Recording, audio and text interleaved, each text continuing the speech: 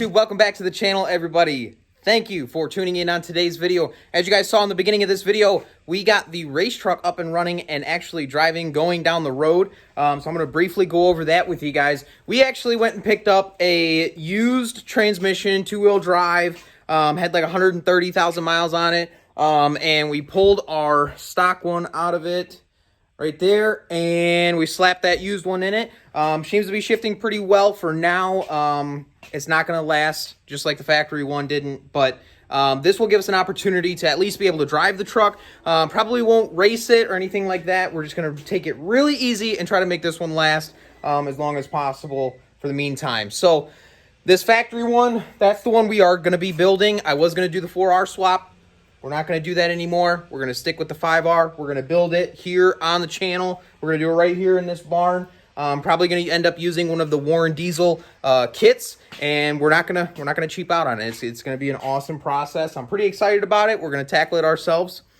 We'll see what happens. But as you guys saw, we actually had a full exhaust kind of rigged up on the race truck. Definitely a lot quieter in the cab. Truck runs great. Super happy with it. But let's talk about what we got going on right here.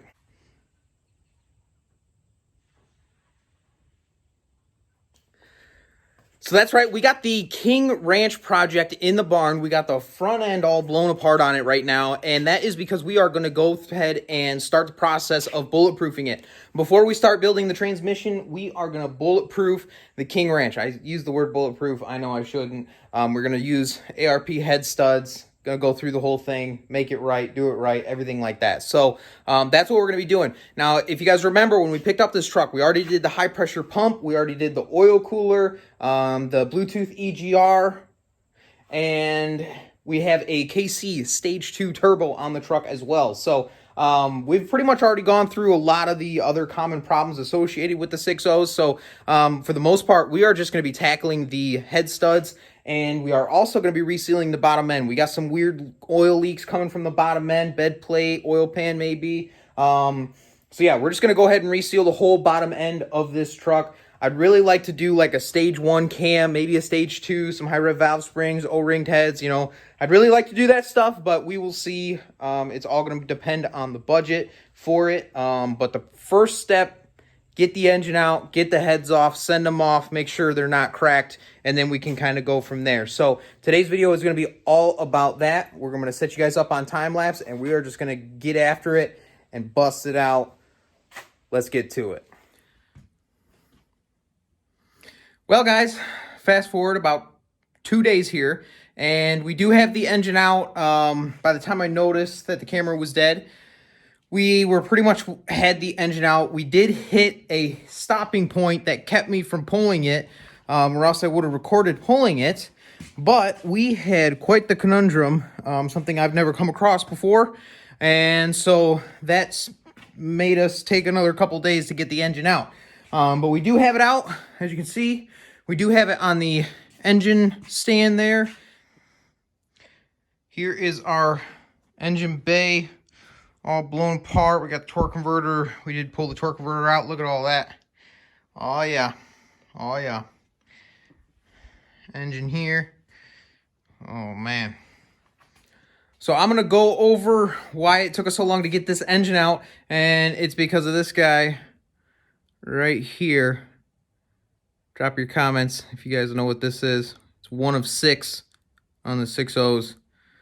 Real quick, it is a torque converter nut. Yeah, so this engine's been out before, the transmission's been out before, something's going on here, but this torque converter nut would not come off. We ended up rounding off the head, and then we couldn't get it out. So they're normally a 14, 9/16. I've ran into some of them that are 9/16 if they're not OEM, but yeah, we could not get this one off. It was completely rounded off, and yeah, everything else came out, all the other ones, all other 5. I'm pretty confident somebody tried to tighten those with an impact from the front here going through the flywheel, or going through the little access port on the driver's side there. But yeah, that took us a while to get that off. We ended up using a twist socket, a 14mm twist socket, hammered it on from the front, and then it finally broke free. We used a little bit of heat and everything and got it loose. So that was the first thing. And then as you can see, We got a mess of stuff going on up here. It did have an up pipe leak when we bought it, so you can see there's a bunch of soot in there. It's got a nasty oil leak, so there's oil all over the place and grease and grime. And of course, when you got an oil leak, everything sticks to that. But we are going to be replacing that in the back there because I'm not going to be able to work with that. And we are going to be power washing this engine bay, get everything nice and clean. And then last but not least, let's talk about what we found up front here. So I'm not 100% sure what is going on up here, but as you can see, the AC compressor, I already have that off, but it was completely soaked in oil and grease and grime, and the belt was coming apart. What I think's happening is we have an oil leak behind our crankshaft adapter here. I don't think it's a front main seal. I think it is the oil housing, the low pressure oil pump gear housing. You can kind of see this, maybe this has been flinging it around, and so you can see how the oil's kind of gummed up around this whole piece here. So I'm pretty sure that's where our oil leak was coming from. Because of the natural tilt of the engine, it coated this whole side. It is just black all the way back here. Yeah. And then at some point this was leaking. All that grease and grime, just oil everywhere, guys. All right, guys, so a couple days ahead now. We have our cylinder heads off. They're at the machine shop. Already heard back. We got no cracks on the cylinder heads. We do have to replace 2 valves, which I'm going to explain about that. And then we're going to replace all the valve seals in the heads. But I'm going to show you guys what we kind of found with this engine. I was going to do a full reseal on the bottom end, but I think we might actually have to go one step further with this engine. We were very fortunate to find this truck. We got a good price on it. It's relatively clean. This is one of the cleanest 6.0s that I've been able to purchase for a good price. But we have some issues with this engine. So let's go over that real quick. And then we are going to be pulling the oil pan and the bed plate off. So let's get into this real quick. Cylinder number 2. Where's my flashlight? Not over there. There it is. Cylinder number 2. Yeah. You see that? You can almost see where the piston was when this corrosion started. And then let's go back here. We're going to look at our flywheel, see what that says. Rolls over, no water.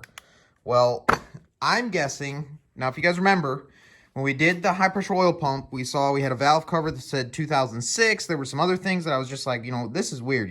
I think this engine's been out before, replaced maybe. Well, this kind of verifies it. So this, I believe, is a junkyard engine. I think they said that it had no water, but cylinder 2, without a doubt, had water sitting in it. And so what we have is pitting inside of cylinder number 2. The head was pitted on cylinder number 2, and the 2 valves, the 2 intake valves, had pretty severe pitting. So we had to replace both intake valves on the head side. The machinist was able to take the pitting off of the head, so that's no big deal. But this right here, this is a huge problem, guys. We knew we might have some sort of an issue. We did a compression check on this before we tore it apart, and it was 365, which is definitely a little bit lower, but it's still within an acceptable range. But yeah, that's a problem. We're gonna have to do something about that. So yeah, the story is just continuing to unravel on Project King Ranch project here. So we're going to get this thing the rest of the way tore down. We're going to get the front cover off. We're going to inspect our low pressure oil pump gears. We will inspect our lifters, get those all checked out. All right, guys, so we actually have our engine completely torn down. Everything is completely out of the block. I'm going to go over what we found and why we are at this point. Kind of depressing, but this is the way it goes, the nature of the beast here. I was going to make this was supposed to be a quick, easy, like 1 month deal, but it's definitely going to turn into something a little more. And this stuff is definitely out of my wheelhouse, so I'm going to be asking you guys as I kind of go over this stuff, if you see anything, for those of you that are a little bit more experienced than I am, yeah, if you see anything, let me know down in the comments there. And so, yeah, we're going to just go over everything here, the stuff that I've noticed, and then, yeah, we're going to wrap this video up. So here we go. All right, so we got our, like I said, we got our block completely torn down. We're going to walk over here. We got our main bearings. Let's just flip over one of them here.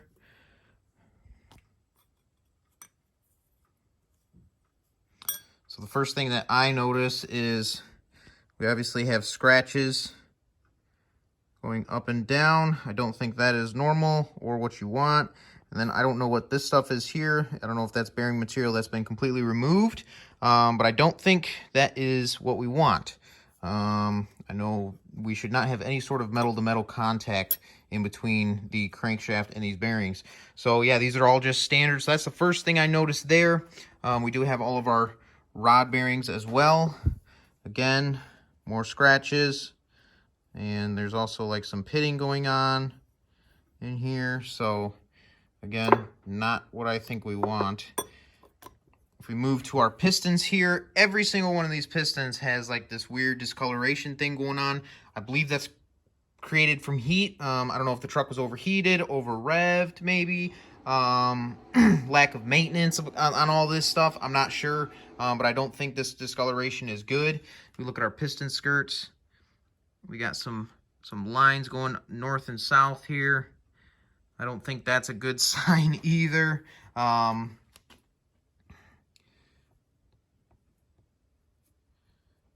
hoping to be able to reuse the rods, but I don't know. It seems like they move pretty freely through there. I don't know. We'll have to pop those apart and take a look at the bushings and the rods. Our block here, of course, you guys know about cylinder 2. This is our main reason we've gotten this far. We got some serious pitting going on inside of here, so most likely we are going to be boring this engine over, getting new pistons. I'm hoping to be able to reuse the rods, but we might just end up doing new rods, all new bearings and everything. Lifters, of course, we are going to be replacing our lifters. Let's go to here. Let me show you guys this. So this is our low pressure oil pump that sits in the front cover. Yep, see all these little marks here? So that's a big time hit as well. So we're gonna have to get new low pressure oil pump gears. Obviously, some sort of a metal material went through. I'll show you guys this over here. We did find this in our pickup. Drop a comment. I already know what it is, but we found that in our pickup tube, so that's cool. And then let's walk over here out to the truck. We're gonna get all these parts cleaned up nicely. Sorry about the wind. If we look down here, this is our front cover where the water pump rides. We got some cavitation. This is where our low pressure oil pump gears ride. We got some pretty serious gouging going on down there. So most likely we are going to be replacing our front cover. Getting all this stuff cleaned up. We come over here, we got our oil pan.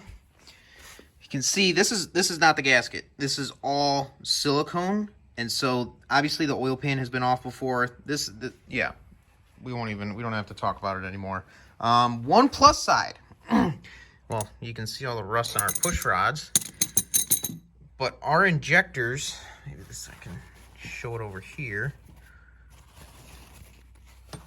Our injectors do say they are a reman injector, and they do say right there, pure power reman injectors. So what I think happened is this engine was out of a junkyard.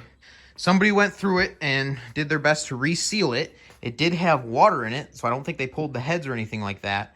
But yeah, they did reseal it, I think. And in the process of that, they also put new injectors in the truck while they were doing it. So I think that's why we have the pure power injectors.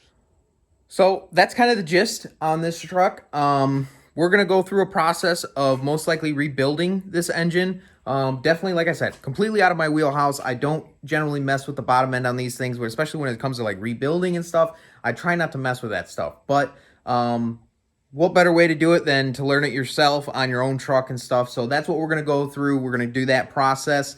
And most likely we're going to have to bore this engine over. I've already talked to the machinist.